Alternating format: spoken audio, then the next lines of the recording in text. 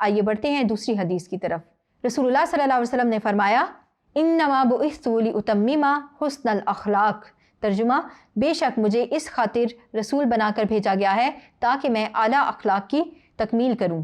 بچوں، رسول اللہ صلی اللہ علیہ وآلہ وسلم کی بعثت کو دیکھا جائے تو آپ صلی اللہ علیہ وسلم بحیثیت ایک نبی مبعوث ہوئے، پھر آپ صلی اللہ علیہ وسلم کی حیثیت ایک استاد کی بھی ہے، ایک لیڈر کی بھی ہے، ایک فرما روا کی بھی ہے، ایک دوست کی بھی ہے۔ تو آپ صلی اللہ علیہ وسلم کی زندگی کا ہر پہلو بہت اچھا، بہت خوبصورت ہے۔ آپ صلی اللہ علیہ وسلم نے فرمایا کہ آپ صلی اللہ علیہ وسلم کو اللہ تعالیٰ نے اخلاق کی تکمیل، اچھی تکمیل کے لیے مبعوث کیا ہے، یعنی آپ صلی اللہ علیہ وسلم کے اخلاق بہت اچھے تھے۔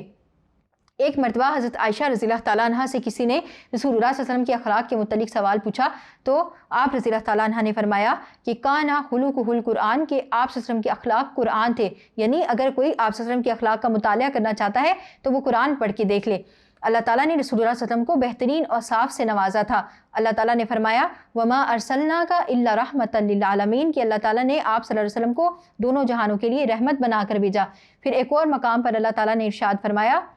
وَلَوْ كُنْتَ فَظًّا غَلِيظَ الْقَلْبِ لَانفَضُّوا مِنْ حَوْلِكَ، یعنی اگر رسول اللہ صلی اللہ علیہ وسلم سخت دل ہوتے، لہجے کے کراہت ہوتے، تو یہ لوگ آپ صلی اللہ علیہ وسلم کے پاس سے منتشر ہو جاتے۔ رسول اللہ صلی اللہ علیہ وسلم کو اللہ تعالیٰ نے اتنے اچھے اخلاق سے نوازا کہ لوگ آپ صلی اللہ علیہ وسلم کے اخلاق کو دیکھ کر ہی مسلمان ہو گئے تھے۔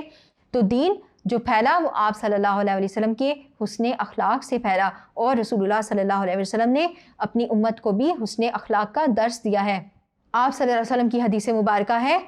تم میں سے عزت والا شخص وہ ہے جو اپنے اہل خانہ کے ساتھ اچھا ہے، اور میں اپنے اہل خانہ کے ساتھ سب سے اچھا ہوں۔ تو رسول اللہ صلی اللہ علیہ وسلم کی زندگی میں ہمارے لیے بہترین نمونہ ہے کہ ہم بھی اپنے